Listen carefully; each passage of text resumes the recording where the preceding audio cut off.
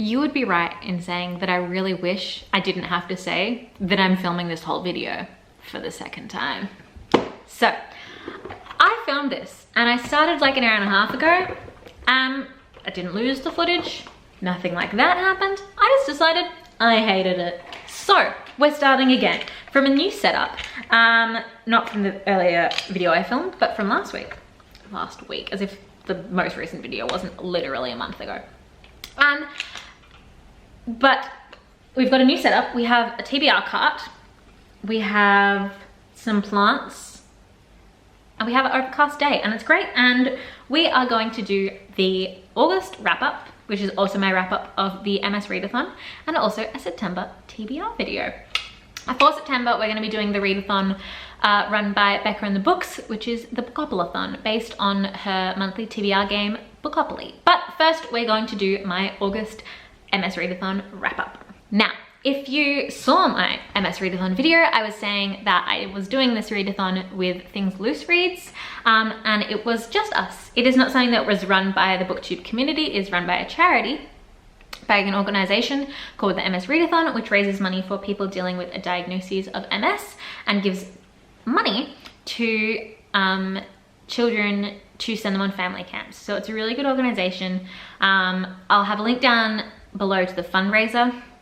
And this is something I know personally I would love to see more Australian booktubers do and happen every year, and I know I will definitely be doing it next year as well. But for that, I read 11 books. I read 11 books in the month of August, and it was really fun. And we deviated a little bit from my TBR for it, and we're gonna go through that right now. The first book we read was Nick Cave, Mercy and Me by Ryan Kleist. Now, this one I think I gave 4 stars or 5 stars, although I don't really do star ratings. And it is a biography of Nick Cave told in graphic novel form. I thought this was really good. The art was really good. The story was really interesting and focused a lot on kind of his earlier years.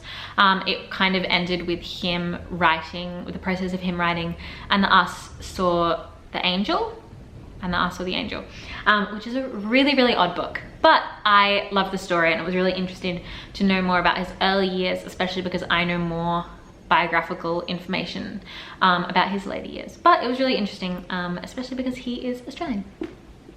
Next, I read The Frankston Murders by Vicky Petraeus. I have some thoughts about this, and this is one of the reasons I'm pre-filming this video, because I didn't quite know how to talk about it, and I still don't. I really liked the start of this book, most of the book, until I got to the very final few chapters. Now, I'm going to flag some possibly transphobic language coming up. No slurs or anything, but some dead naming and misgendering. And I'm going to, I don't know. Anyway, I will give a timestamp right up here if you don't want to hear any of that, but if you think that you can listen to it, I would really appreciate that you can, especially if you have something to contribute to the conversation and can help me. So, this whole book,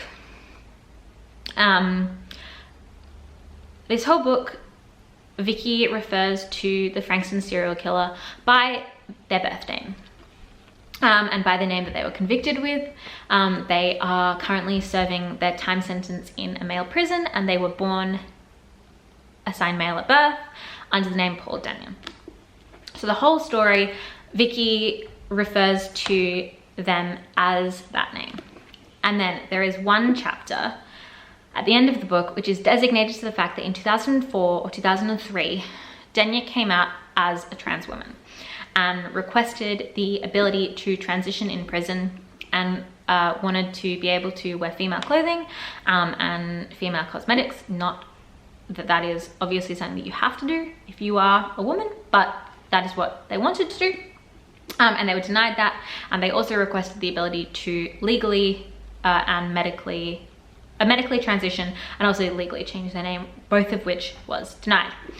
The way that Vicky portrayed this, I think, was very interesting, and the fact that she criticized Denya's decision as being a media stunt. Talked a lot about how Denya killed women, And so Vicky was saying that it was interesting to her and possibly non-believable that Denya now wanted to be a woman, as she said. Or was a woman is possibly more accurate, but Petraeus said wanted to be a woman. I think this was particularly interesting because obviously Petraeus is saying that it was a media stunt to garner attention, and how it took away from the victims of the crimes, of Denya's crimes, which no matter who they are, were still terrible. However, I think it was interesting because I think it was a little bit stunty myself to not bring it up at all throughout the entire book and then at the end be like, blah, blah, blah, blah, blah, this is just a tiny little thing. I think it would have been possibly better to, at the start of the book, say, hey, by the way, you know, Denya said that they are a trans woman in 2004, however, I'm going to refer to them as this, or just to refer to them as Paula Denya, which is what they said they wanted to be known as. And I also think that it was really difficult for me to read because it felt a little bit transphobic the way that Petraeus was questioning it. I can see how it would be an interesting topic, an interesting conversation to think about and to have. And according to the Wikipedia page of Paula Denya, which again could slightly be incorrect, it says that in letters in 2004, Denya said that the reason why their crimes were perpetrated against women and now they are identifying as women, but they are a woman, is because their gender dysphoria, and that it wasn't that they hated women, but rather that they hated that they weren't a woman. So I just wanted to flag that, and I think it was interesting, and I'm not entirely sure how to think about it. I cannot find any information on whether they still identify as a woman, and whether there would be any justification to this, you know, idea that came out of nowhere that it is a stunt. It is something that Vicky portrayed, and something that Vicky said that the mother of one of the victims said. But yeah, I just wanted to flag that in that book and also ask you guys what you think. Moving on. Next, I read Able by Dylan Alcott. This I listened to, I should say, on audiobook through BorrowBox, and this was the book that I chose to read for the prompt that me and Luce came up with, which was to read an Own Voices book about disability. I also like this because he is also Australian, and it's about Paralympian tennis player Dylan Alcott, and I really enjoyed this. I enjoyed it much more than I thought I would. I'm not someone who enjoys sports, especially not tennis, and not someone who listens to a lot of memoirs. If I'm reading nonfiction, I prefer it to be essays, or I prefer it to be like, I don't know, informational nonfiction. So I don't really listen to memoirs, but I love this very much. Next, we read Dubliners by James Joyce. I want to reread this because I read it too quickly. I was reading it for university, but I actually really like this. I like this a lot more than I thought I would. At first I thought it was a novel, but it's actually a collection of short stories, and I usually hate short stories. But I think the modernist aspect of them, usually what I hate about short stories is that you kind of have to jump into a story, learn about all the characters, and then jump back out. But in Dubliners, all of the characters were very similar. And it was much more of an exploration of like the human condition and different types of people, rather than being a series of short stories that you had to jump into. They kind of felt more interconnected, like it could just be a novel where it was going through different people's perspectives. So I did really like that one, and I want to reread it. Next, I listened to, again, Wild Like Me by Louise Pentland. I have been watching Louise Pentland for years, and originally didn't want to read this because I thought it would be really rom-com-y, and I have these like preconceived notions in my head of like what a rom-com book is, and I didn't like the sound of it, but I loved it. I also read Wild About the Girl, which was the second book in the series, and I love them both. I'm not gonna say that the writing was like astronomically amazing and mind-blowing, but I do think it was really good. It was not what I expected from Louise Pentland, and it dealt with some really interesting and tough issues, and I thought it was really good, and I'm really excited for when I can get the third book, but I'm gonna listen to that on audiobook as well. Anyway, I'm really excited for when I can get the third book. Next, I read The Narrative of Arthur Gordon Pym by Edgar Allan Poe. This was my first Poe. I haven't read anything by Poe, short story or novella or poem or anything. I liked it in the sense of I liked the writing. I thought the story was funny. I hated it in the sense that it was incredibly racist. Again, this was something I had to read for uni. This was not something I would ever pick up. But it was interesting. I still have kept my bookmark in there, and I am going to finish the short story collection at some point, because I did just read the first bit, which was the novella that I had to read for uni. Yeah, very interesting. Pre-Civil War era, Pym is a sailor and he's on a boat, and there's this whole thing where like they go to Antarctica and they like discover a new section of Antarctica, and then the water warms up, and then there's like a tribe of people who are just not characterized very nicely, and it made me feel a little bit iffy. But that is that. Next, we read The Family by Chris Johnson and Rosie Jones, if I'm correct. I read this on audiobook on my iPad, and this was a book club pick. This was also an Australian crime story about a cult from the 70s that kind of existed for a little while longer. I think it's a really, really interesting story. I think it's something that Melburnians should know about. It is very important to the history of Melbourne. It raises a lot of stories about the foster adoption industry here, especially back then, particularly because the way that a lot of children were gotten into the cult was that the leader, Anne Hutchinson Burns, I think her name is, knew a lot of nurses, and there was a lot of nurses in the cult, and what they would do is when women were giving birth who were, you know, possibly addicted to drugs, or came from a poor background, or were single, something like that, they would lie and say that the child was disabled in some way, or they would convince the mother that she shouldn't be a mother.